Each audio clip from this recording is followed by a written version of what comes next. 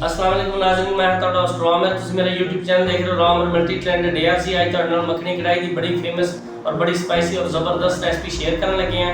अच्छी लगे दोस्तों ना शेयर करना, चैनल को सब्सक्राइब करना और बेल आइकन का बटन दबा देना ताकि लेटेस्ट वीडियो जल्दी तो मिलती रहे। और साढ़े नाल थोड़ा ताउन करा करो दोस्तों ना शेयर करा करो। अगर रेसिपी अच्छी लगे ना साढ़ा न्यू चैनल है, थोड़ा सपोर्ट करो, सपोर्ट की जरूरत है।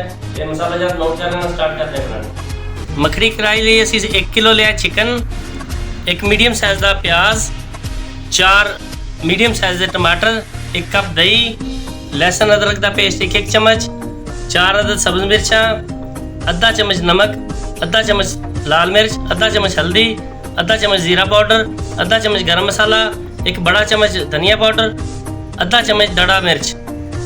बनाना शुरू कर दें जी। चिकन, प्याज, टमाटर, लहसुन अदरक का पेस्ट इस टाइम से शामिल करांगे दे अंदर और medium to low flame on करांगे सीधा। ये देखो जी, लहसुन अदरक का पेस्ट ऐड करके ये अंदर ऐड करांगे जी पानी, घी, आयल, कोई मसाला जात होर ऐड नहीं होगा इस टाइम पे। इस चीज़ का खास ख्याल रखना है, मिक्स नहीं कर देनी रेसिपी। ये देखो 250 ml पानी ऐड करांगे, 1 गिलास पानी का ऐड होएगा इस टाइम पे।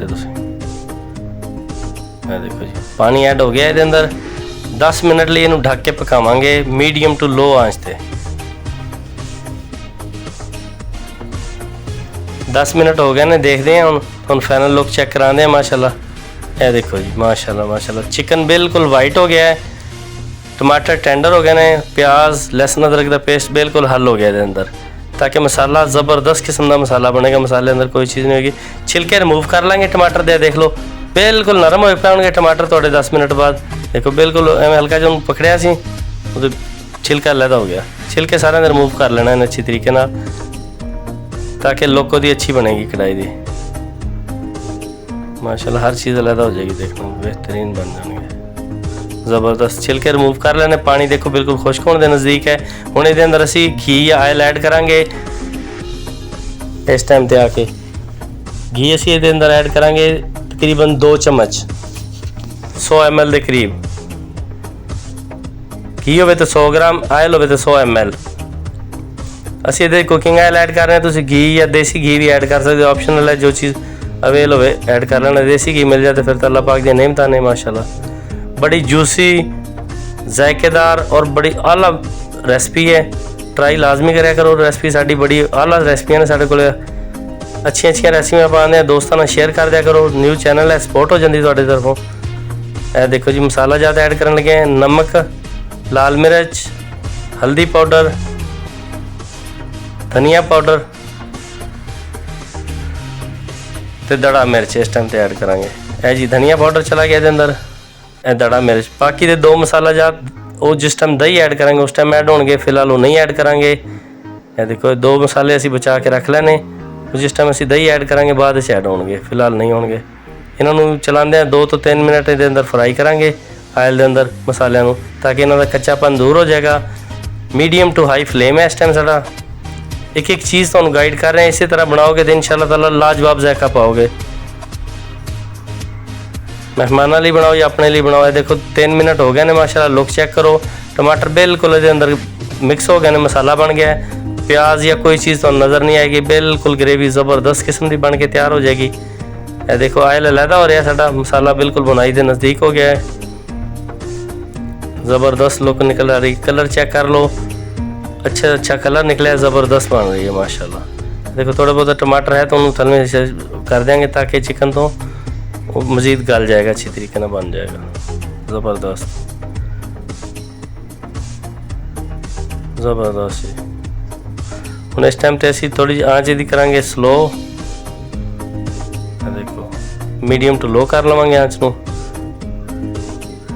क्योंकि मसाला बिल्कुल खुश्क होता जा रहा है। देखो माशाल्लाह जी माशाल्लाह। ये अंदर जो टमाटर का पानी वगैरह हर चीज़ खुश्क कर देनी है। पानी जो सी वो भी खुश्क हो जाए ताकि बिल्कुल अपना जायका निकल आए कढ़ाई का, उस चीज़ का जायका ख़त्म हो जाएगा अंदरों बिल्कुल। माशाल्लाह जी माशाल्लाह। लुक चेक करो तुसी, बड़ी VIP लुक है। घी अलहदा हो गया है, बुनाई हो गई अच्छी तरीके ना मसाले की। हुण ये अंदर बिल्कुल आ देखो आँच बिल्कुल स्लो कर ली असी और दही ऐड करांगे। दही जो भी ऐड करना है आँच मीडियम टू लो, बिल्कुल लो होवे फ्लेम थोड़ा, और 2 मिनट ਲਈ ਦਹੀਂ ਐਡ ਕਰਨ ਤੋਂ ਬਾਅਦ ਵੀ ਫਲੇਮ ਲੋ ਰਹੇਗਾ ਤਾਂ ਕਿ ਦਹੀਂ ਫਟੇਗਾ ਨਹੀਂ, ਜ਼ਾਇਕਾ ख़राब नहीं होगा। और दही जो भी ऐड करना है कोशिश करनी फेंट के अच्छी तरीके नाल, और फ्रैश दही लेना है, खट्टा नहीं होना चाहिए दही, और मलाई नहीं होनी चाहिए दही के उत्ते, बिल्कुल साफ सुथरा दही होना चाहिए। देखो दही ऐड किया 2 मिनट हो गया, हल्की आंच से पक रहा सी। हुण इहदे अंदर 2 मसाले जीरा पाउडर और गरम मसाला इस टाइम ते असीं ऐड करांगे, और 2 तो 3 मिनट मजीद इन्हूं चलाते भुनाई करांगे मसालियां दी, ताकि इन्हां दा कच्चापन दूर हो जाएगा अच्छी तरीके नाल। ये देखो ये हजे फ्लेम बिल्कुल स्लो ही रहेगा 2 मिनट। 2 मिनट तो बाद फ्लेम हाई किया सी, हुण देखो फ्लेम दोबारा हाई कर रहे हैं। हुण इहदा दही का पानी खुश्क करांगे अच्छी तरीके नाल। पानी जिस टाइम खुश्क हो जाएगा मसाला थोड़ा बिल्कुल बन के रेडी हो जाएगा। फिर इहदे अंदर मक्खन ऐड करांगे, फ्रैश मक्खन 100 ग्राम। मक्खन जो भी लेना है ख्याल करना है अच्छी तो अच्छी कंपनी का लेना है। साढ़े को तो फ्रैश घर का सी, अगर घर का हो तो सब तो बेहतर है, नहीं तो किसी अच्छी क्वालिटी का मक्खन लेना। हल्के मक्खन चो स्मैल वगैरह होंदी है, मज़ा ख़राब कर देगा थोड़ी कढ़ाई का। लोग इस चीज़ का ख्याल नहीं करते, बाद में कहते हैं यार रिजल्ट 100% नहीं है। 100% रिजल्ट रहना है तो एक एक चीज़ तो गाइड कर रहे हैं, इसी तरह ही बनाना माशाल्लाह। देखो आँच हम दोबारा तेज़ की है, ये हम बुनाई करांगे ताकि दही का पानी बिल्कुल खुश्क हो जाए। देखो जी 3 मिनट हो गए ने, दही का पानी खुश्क हो गया, घी फिर दोबारा तो लैदा हो गया। इसकी लुक चेक करो, कलर चेक करो, बड़ा प्यारा। हम मक्खन ऐड करांगे 100 ग्राम इसके अंदर। देखो बिल्कुल फ्रैश मक्खन है साढ़े कोले, मक्खन ऐड कर दें इसके अंदर 100 ग्राम। ज़बरदस्त खुशबूदार, जूसी, मज़ेदार, लाजवाब मज़ा है इस कढ़ाई का। कढ़ाइयाँ बड़ियाँ खादियां होंगी, लेकिन इंशाअल्लाह ताला साढ़े वाला फार्मूला बनाओ, मज़ा आएगा तुहानू। होटल वाले अगर बनाएंगे तो बड़ी लाजवाब फेमस होएगी। घर वाज तुम बनाओ अपने लिए, मेहमानों लिए, लाजवाब चीज़ है माशाल्लाह। मसाले तो पाक नॉर्मल मसाले बिल्कुल घर दे। होटल वाले मसाले की मार देंगे ने, बंदे बीमार हो जाते हैं खा के। ये खाओगे इंशाअल्लाह ताला मज़े लोगे, मज़े डेली खाओ बेशक, कोई मसला मसाइल नहीं आएगा। देखो मक्खन ऐड हो गया है, 2 मिनट पकावांगे ताकि मक्खन अच्छी तरीके से अंदर हल हो जाए। लुक चेक करो, ज़बरदस्त लुक बन गई है दी। देखो कलर शलर निकल रहा है ज़बरदस्त। कैमरा मैन कहांगे थोड़ा जा जूम करके दिखाएगा तुहानू, ताकि फाइनल लुक तो नज़र आ जाएगी। ये देखो मसाला बिल्कुल कोई चीज़ भी इसके अंदर नज़र नहीं आ रही है इस टाइम, हर चीज़ हल हो गई है, ज़बरदस्त बन गया है। देखो जी माशाल्लाह माशाल्लाह, देखो फाइनल लुक है दी। कैमरा मैन यार जूम करके दिखा दो ज़रा भाई। ये देखो जी फाइनल लुक है, जूम करके दिखा देता है माशाल्लाह जी माशाल्लाह। फाइनल है, इस टाइम आँच बंद कर देंगे जी, बिल्कुल फ्लेम ख़त्म, और सर्व करते हैं थोड़े सामने। देखो माशाल्लाह जी, खुशबूदार, जायकेदार, अच्छी, बनाओ खाओ मज़े लो, ज़बरदस्त। थोड़े सामने सर्व कर रहे हैं। अच्छी लगे तो लाजमी ट्राई करना, दोस्तों ने शेयर कर देना, ये थोड़ा प्यार होंदा है साढ़े लिए। है देखो अदरक, सब्ज़ मिर्च, धनिया नाल गार्निश की है, अच्छी लगे लाजमी बनाना, दोस्तों ने शेयर करना। चैनल देखने का शुक्रिया। मिलते एक न्यू वीडियो। अल्लाह हाफिज़।